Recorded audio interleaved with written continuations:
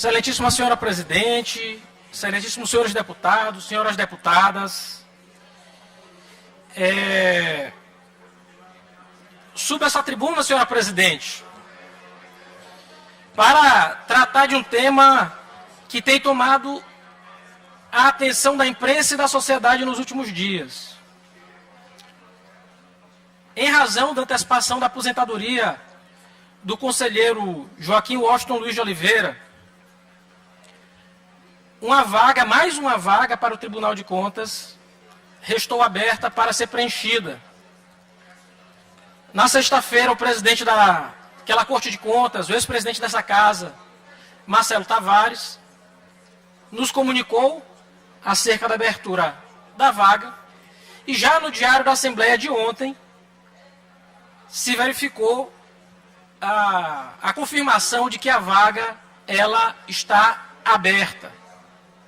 Eu quero acreditar que, diante das últimas vagas que foram preenchidas por essa casa, que o edital deve estar publicado já no diário de hoje, de modo que muito em breve este Poder Legislativo vai preencher mais uma vaga de conselheiro de contas.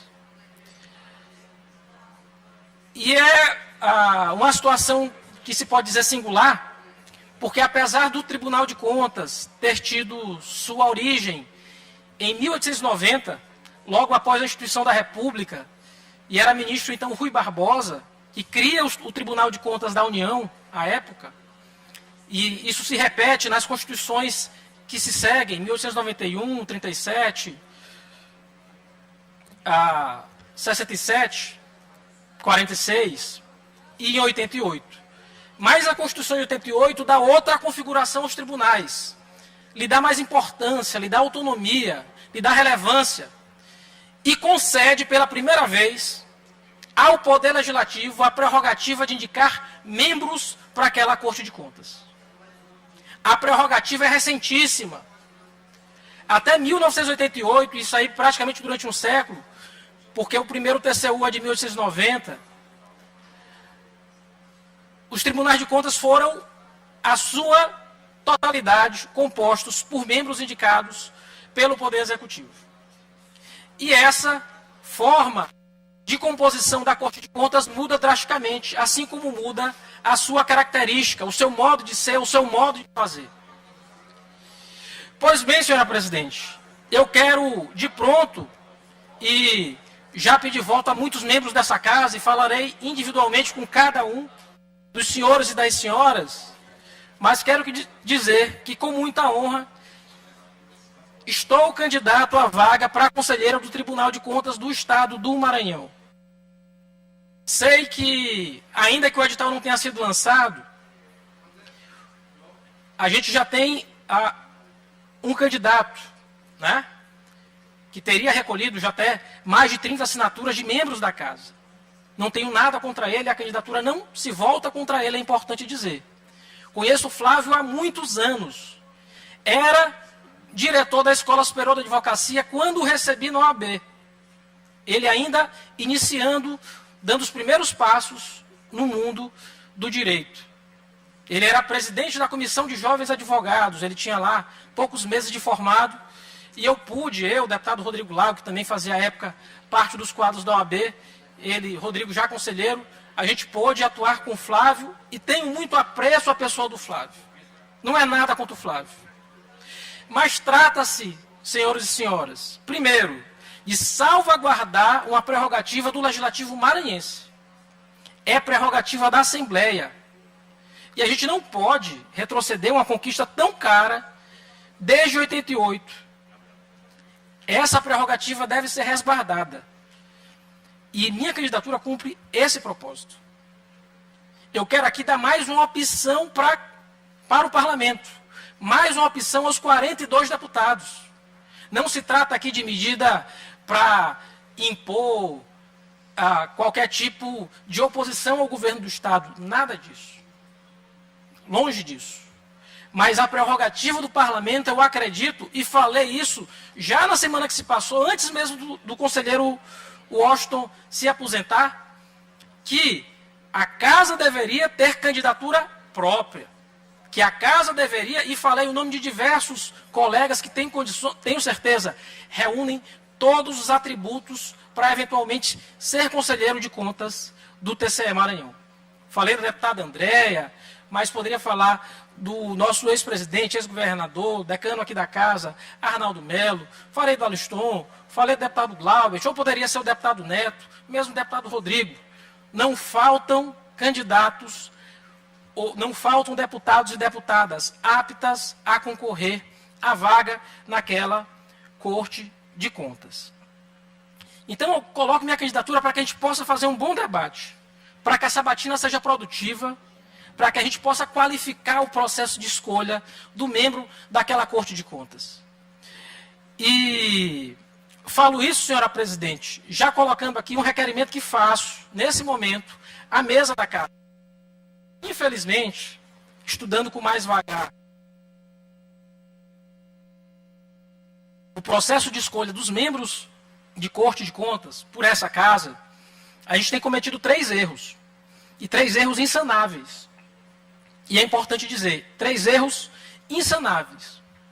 Primeiramente, a gente está utilizando um decreto legislativo de 1990, ainda assinado por Ivar Saldanha, que regulava a época, porque inexistente previsão, nem regimental, nem legislativa, regulava a época o procedimento para a escolha de conselheiro de contas, porque não era a Assembleia que o fazia, era o Poder Executivo. E lá, naquele momento, se colocou que era requisito mínimo para se candidatar ter 14 assinaturas.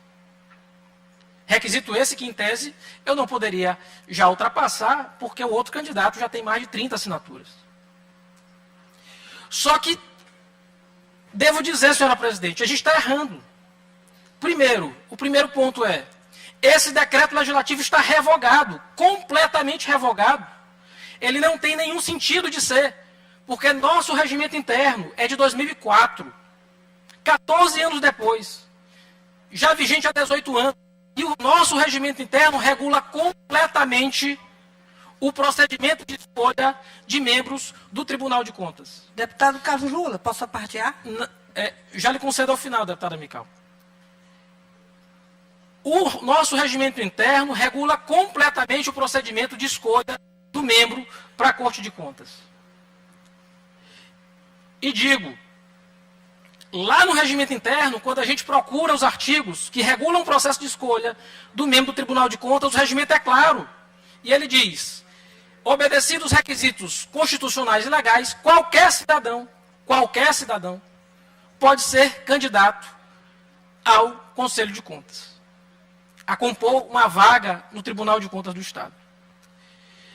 Por ter regulado completamente o procedimento, esse decreto legislativo, que é a espécie normativa que nem existe mais, na finalidade que existia lá em 1990, porque o regimento interno dele não mais tratou, eu posso dizer com muita tranquilidade, as 14 assinaturas não são fundamento válido ou fundamento existente, porque é norma que não existe mais, não vigora mais.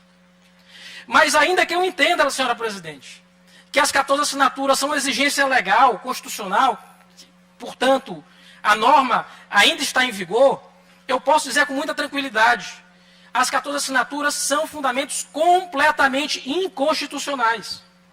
Porque a Constituição exige 1/3 de assinaturas em medidas excepcionais, deputado Neto. 1/3 de assinaturas para propor CPI. 1/3 de assinaturas para a tramitação de PEC, proposta de emenda à Constituição. A gente não pode, por ato infralegal, infranormativo, impor exigência tão gravosa a impedir a existência de minorias. Se a gente for olhar todo o processo que regula, em qualquer assembleia, nenhuma terá uma condição tão gravosa e tão impedidora de candidaturas plurais aos tribunais de contas. Eu poderia até utilizar, senhora presidente, o sinônimo, o parâmetro do Congresso Nacional. No Congresso, as candidaturas postas, elas necessitam, obviamente, quando abre vaga para o TCU, de um requisito só, assinatura de qualquer membro de uma liderança. É suficiente. E eu teria essa assinatura mais do que suficiente para poder concorrer. E digo isso com muita tranquilidade. Me parece que esse requisito é um requisito impeditivo, ilegal, inconstitucional e que não pode se manter. E já faço de pronto aqui do púlpito o requerimento a essa mesa para que o revogue. Mas há dois outros pontos, senhora presidente, que estão a colmatar problemas no processo de escolha dos membros da Corte de Contas. A gente limita a 65 anos as candidaturas, por previsão da nossa Constituição Estadual. Está errado. As regras de escolhas são de repetição obrigatória do texto da Constituição Federal. E a Constituição Federal fala que o limite é entre 35 e 70 anos, e não entre 35 e 65 anos. Então a gente tem um outro limitador posto hoje no regramento da Casa, que infelizmente padece de ilegalidade.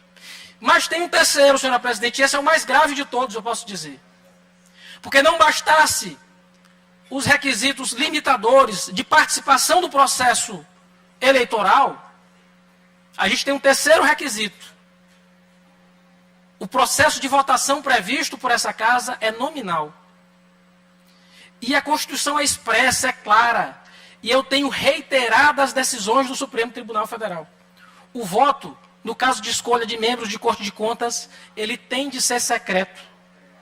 Ele não pode ser aberto.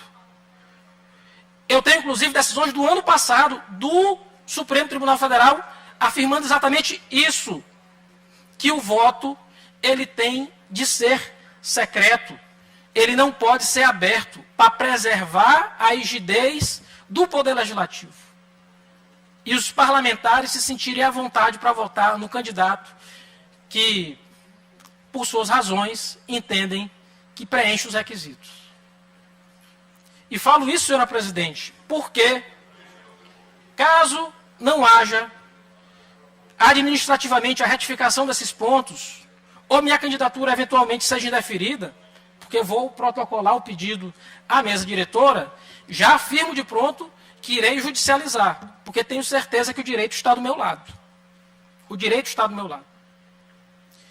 Mas, já concedo a parte do deputado Rodrigo, mas quero também afirmar, e já encaminhando para o final do discurso para não ficar muito longo, eu tenho certeza que minha trajetória preenche os requisitos constitucionais de trajetória jurídica, de conhecimento no direito, na economia, na administração, conhecimento financeiro.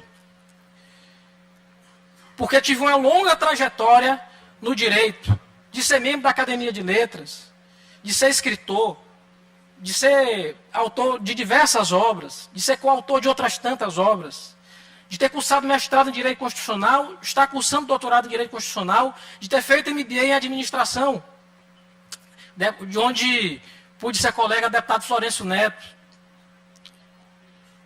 de ter feito especialização em Direito Constitucional, em Processo Civil, de ter me especializado em Direito Eleitoral, de ter sido secretário de Estado, com muita honra, de ter sido presidente do Conselho Nacional de Secretários de Saúde, de ter gerido grandes orçamentos públicos, orçamentos que perdiam apenas para o orçamento dentre as cidades do Maranhão, só para a cidade de São Luís. E ter minha trajetória limpa, rígida, e chegar aqui com muita hombridade, com muita tranquilidade, com muita serenidade, para pedir o voto de cada um e de cada uma. E dizer que sou candidato a esse cargo. E mais, eu acredito que o trabalho, no sentido de aperfeiçoar as instituições, é oportuno. Porque, nesse momento, a gente reúne as condições para participar de maneira decisiva do processo a respeito do Tribunal de Contas do Estado do Maranhão. E, por fim, dizendo, isso não é fruto de uma ideia individual ou de um posicionamento unicamente pessoal. Longe disso. E digo mais, não é voz minoritária no Legislativo maranhense. é fruto de uma voz coletiva. E reflete algo muito simples. A de que nossos deputados, como já aconteceu outras vezes no passado, dispõem de todas as qualidades para compor a função de conselheiro ou conselheira do Tribunal de Contas do Estado. Poderia ter sido outro. Estou sendo eu nesse momento, senhora presidente. E com muita honradez, digo, com muita humildade, vou fazer questão de, nos próximos dias, reunir com cada um e com cada uma de vocês e pedir o voto, para que a gente tenha condições de construir um poder legislativo melhor, um tribunal de contas melhor para a sociedade. Já concedo a parte ao deputado Rodrigo Lago. Deputado Carlos Lula, me orgulha muito ter caminhado com Vossa Excelência durante longos anos na advocacia e quis o destino também no governo do Estado e agora na Assembleia Legislativa, portanto, convivo com Vossa Excelência, se a memória não me falha, desde o distante ano de 2008, quando Vossa Excelência já militava na Justiça Eleitoral, eu um pouco mais velho, eu já estava militando na Justiça Eleitoral já havia alguns anos e nos encontramos nos corredores do Tribunal Regional Eleitoral, durante muitas causas e muitos debates importantes naquela corte eleitoral, que nós fizemos carreira. Eu, durante 15 anos, por lá estive advogando e por lá depois encontrei Vossa Excelência, muitas das vezes em lados opostos, mas sempre de forma muito respeitosa. Me recordo uma passagem muito interessante, quando Vossa Excelência advogou para o deputado Hélio do Curso, hoje deputado Hélio do Curso, e eu era advogado exatamente da parte contrária, e tive sempre Vossa Excelência aquele advogado que militava com a ética, com a prudência e com o direito especialmente. Ganhando ou perdendo, Vossa Excelência sempre se portou dessa forma. Foi assim também quando nos encontramos, momentos depois, em outras campanhas, como a vitoriosa campanha de 2014, em que venceram as eleições o então governador Flávio Dino e o vice-governador, então vice-governador Carlos Brandão. E tivemos o orgulho e a honra de participar daquele que foi o melhor governo da história do Maranhão, que foi o governo Flávio Dino Carlos Brandão, iniciado em 2015, eu, secretário de Estado da Transparência, Vossa Excelência logo depois alçado ao cargo de secretário de Estado da Saúde, o melhor secretário que nós já tivemos, não à toa, presidente do CONAS. Então, Vossa Excelência, com seu currículo, se habilita a exercer essa função de conselheiro do Tribunal de Contas do Estado. Eu tenho certeza que orgulhará muito o povo do Maranhão e orgulhará também esta casa. Porque até bem pouco tempo, a gente sabe disso, havia uma distorção na composição do Tribunal de Contas. O Poder Executivo tinha 4 vagas e o Legislativo tinha 3. Enquanto a Constituição, o modelo da Constituição Federal, que é reproduzido pela nossa Constituição do Estado, dizia que são 4 vagas do Poder Legislativo. Salvo engano, somente com a indicação por esta casa de um parlamentar, do ex-presidente da Casa, ex-governador em exercício, o deputado Marcelo Tavares, hoje presidente do Tribunal de Contas do Estado, em que a composição realmente se conformou. 4 vagas do Legislativo, 3 vagas do Poder Executivo. E esse sentimento é o sentimento da Casa. A Casa deseja indicar um membro para o Tribunal de Contas, porque essa é a conformação feita pela Constituinte de 1988 e pela nossa Constituinte Estadual de 1989. Então, deputado Carlos Lula, eu subscrevi seu pedido e digo isso muito abertamente, que fiz com muito orgulho, muita honra, e fiz por 2 motivos. Um, pela sua história, pela sua trajetória, e o outro candidato que se apresenta se quer pedir o meu voto, se quer pedir o meu apoio, ninguém pediu minha assinatura. Então, de qualquer forma, assinei seu pedido, assinarei seu pedido e votarei muito tranquilamente em Vossa Excelência. E também estou de acordo que na parte jurídica a Casa precisa rever esse procedimento, adequá-lo às normas constitucionais, adequá-lo à jurisprudência do Supremo Tribunal Federal e à nossa Constituição da República. Se Deus quiser, essa casa terá um grande conselheiro, um grande representante. E digo também de peito aberto, nada contra o candidato Flávio, a quem eu conheci na OAB. Eu já era conselheiro seccional da OAB quando o Flávio Costa prestou compromisso naquela ordem dos advogados. O acolhemos como um jovem advogado. Muitas parcerias foram feitas com a Escola Superior da Advocacia, que Vossa Excelência era diretor-presidente. Então, seu currículo, mestrado em Direito, mais de 10 anos na advocacia, quase 10 anos na administração pública, exercendo função direta e agora um mandato eletivo que orgulha o povo do Maranhão. Se Deus quiser, nós vamos aprovar a sua indicação, um grande nome que representará muito bem essa casa no Tribunal de Contas. Meus parabéns, deputado Carlos Lula. Deputado Lula, gostaria de uma parte também, por favor.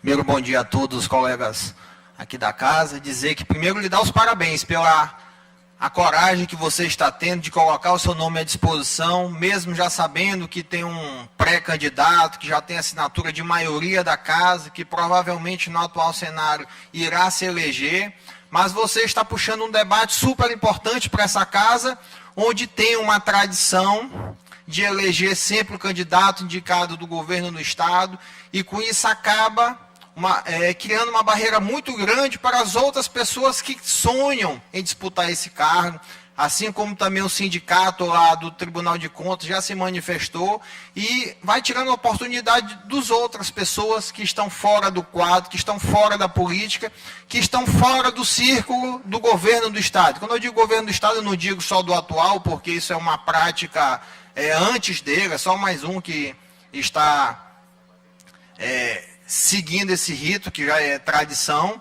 e precisamos quebrar essa tradição, até porque temos juridicamente condições disso.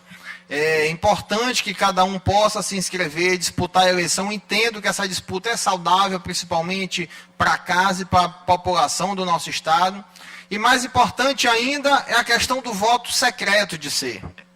Afinal de contas, eu posso falar aqui com mais legitimidade do que qualquer um dessa casa. Afinal de contas, eu fui o único deputado que não votei na primeira indicação do governador, do seu sobrinho, e até hoje eu sinto que eu sofro represálias por causa disso. Mas mesmo assim não me acovardei, fui lá, me abstive, não assinei lista do pré-candidato de novo do governo do Estado, mesmo ouvindo o conselho de alguns que eu tinha que assinar, que já não votei no primeiro, não vou votar no segundo de novo, e não irei votar novamente na indicação dele, por ser contra esse tipo de política, mesmo que eu seja novamente o único. E já sei que dessa vez não estou sozinho, porque tem um senhor que está se candidatando ao cargo, e parabenizo pela a coragem também.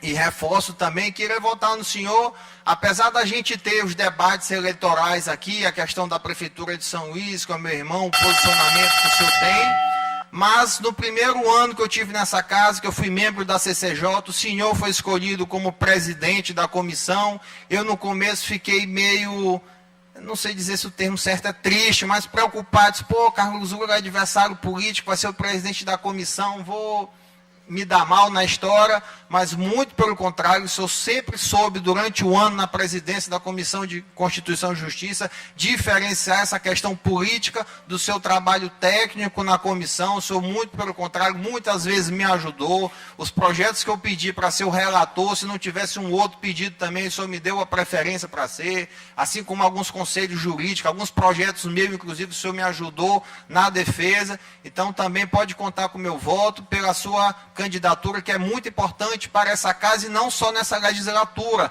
mas também para o futuro aqui da Assembleia do nosso Estado. Muito obrigado. Agradeço as palavras, deputado Fernando Braide. Não havendo mais pedido de parte, senhora presidente, deputado Mical, perdão, deputado Mical. Vossa Excelência, com a palavra. Deputado Carlos Lula, quero agradecer a oportunidade de fala. Eu estou aqui analisando aqui a sua fala, você falando sobre a sua trajetória histórica, política, sobre o seu currículo. É admirável, reconheço que é admirável, eu sou admiradora, sei que você é muito bom na questão eleitoral, isso é fato, mas assim, o seu comportamento aqui dentro dessa casa comigo, não tenho condição nenhuma de votar em você. E o que eu fico mais triste, deputado, é que você cobra muito da presidente Iracema, para que sempre eu tumultuo essa casa. Toda vez, assim, já foi diversas vezes que você usou essa expressão de tumultuar essa casa.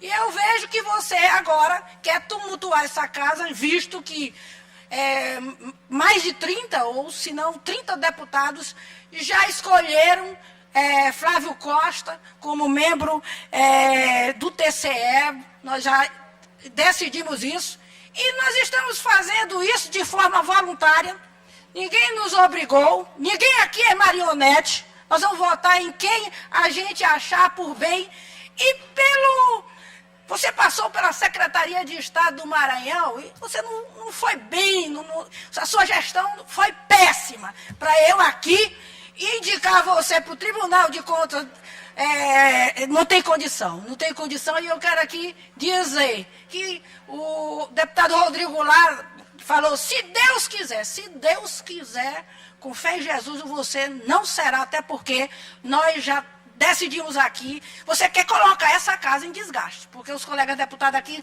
nenhum estão fazendo aqui na marra, é à vontade, é porque tem, por livre, espontânea vontade. E você aqui nessa casa não tem respeito por mim. Quantas das vezes você já me contestou aqui nessa casa, não respeita a minha ideologia e tem afrontado aqui o segmento evangélico. Eu sei de que lado você está. Por isso, o meu voto é não. Agora eu lhe digo, o meu voto é não para você. Deputada Micael, agradeço as palavras de Vossa Excelência. E eu faria questão de pedir voto a Vossa Excelência, mas já que a negativa está sendo dado de púlpito, não tem problema algum. Respeito a sua posição e respeito as prerrogativas dos deputados, deputada Micael. O que eu não concordo é da gente estar usando o púlpito e alguém está gritando de baixo, né? Apenas tão somente isso. O que eu estou usando aqui eu não quero tumultuar. É prerrogativa do parlamento, é minha prerrogativa poder ser candidato. Faz parte da democracia. Às vezes a gente não tem compreensão do que é democracia. E aqui, muito a cavaleiro para dizer, ninguém sente-se obrigado a votar, e nem estou dizendo que alguém aqui é marionete, a expressão de Vossa Excelência. Muito pelo contrário, estou colocando uma candidatura para que a gente possa disputar, para que a gente possa debater. Haverá votos favoráveis, haverá votos contrários, mas a candidatura está posta. Eram essas palavras que eu tinha nesse grande expediente. Eu agradeço, senhora presidente.